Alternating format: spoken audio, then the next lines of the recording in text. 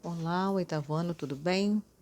Vamos dar continuidade ao nosso estudo, falando ainda sobre o capítulo 5, cujo tema será os estados absolutistas.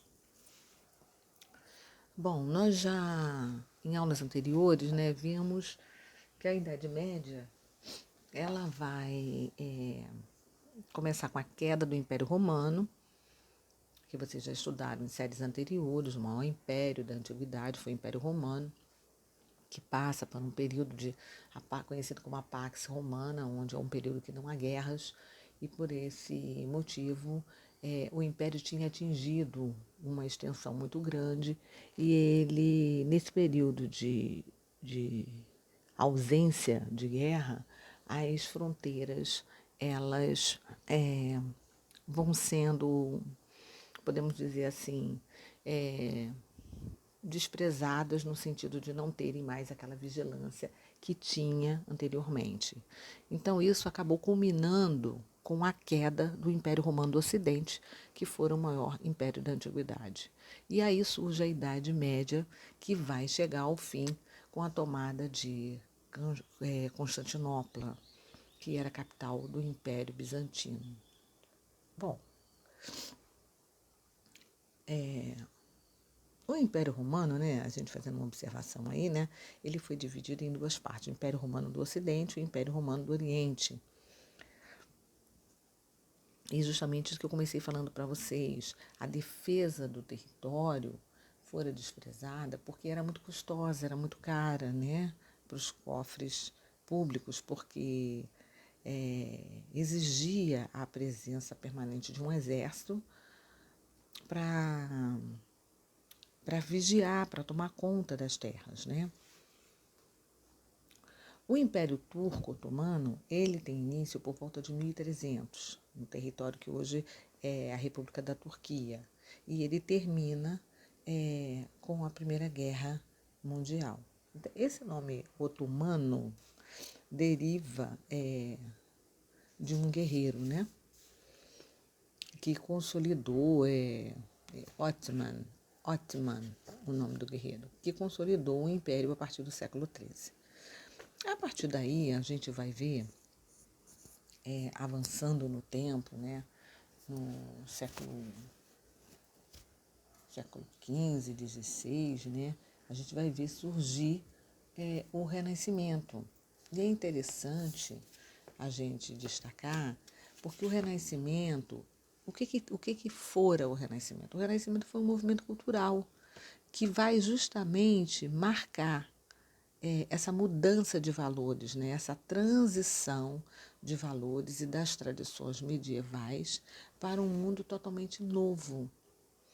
Então, esse movimento do Renascimento, ele foi predominante no Ocidente, entre os séculos XV e XVI, principalmente na Itália. Então, é lá que vai surgir, é lá que ele vai ter maior ênfase, onde ocorreu assim, uma grande revolução no mundo das artes, na literatura e também na política. A religião também vai sofrer algumas influências desse movimento, embora a Igreja Católica, Apostólica Romana continue sendo muito forte até os dias atuais, tendo em vista a presença do Vaticano em território italiano, em Roma. Bom,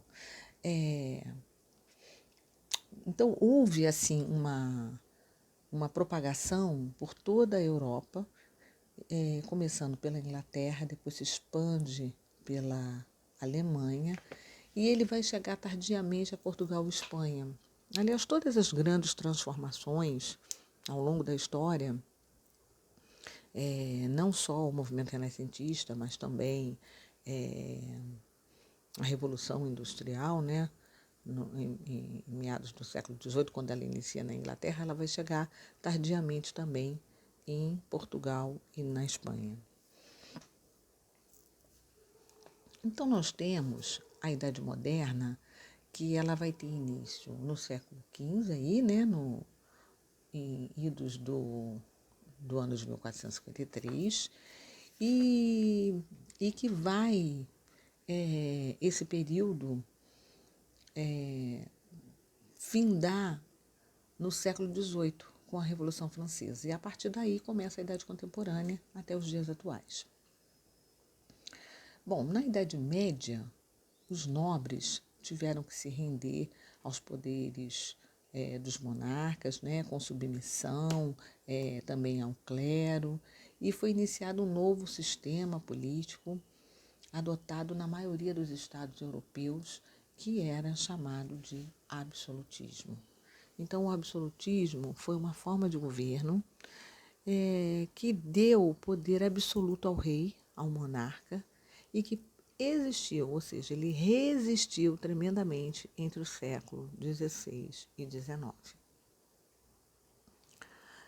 A monarquia absolutista, ela vai se consolidar e ser muito forte na França com Luís XIV, que ele fica até mesmo conhecido como o Rei Sol, né?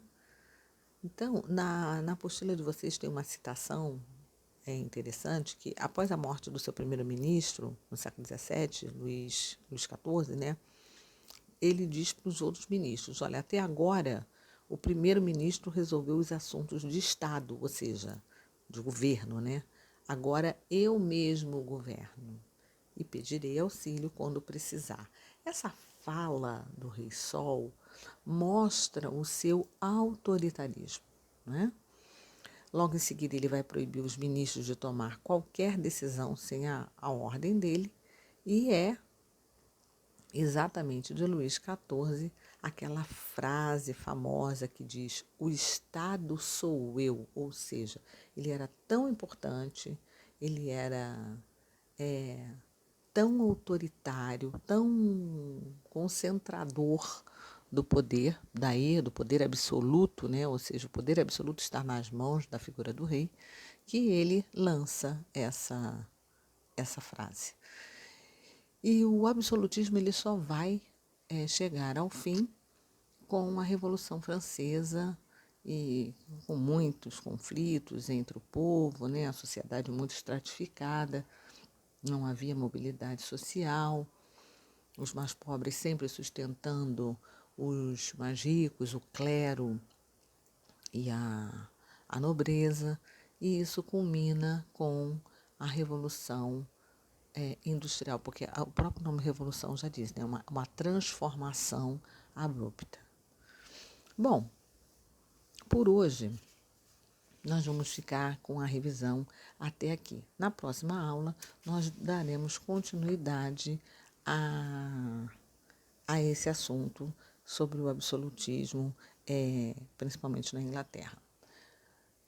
Vamos propor como atividade devolutiva número 4 um resumo sobre os estados absolutistas, desde o tópico 5.1, desde a Idade Média, até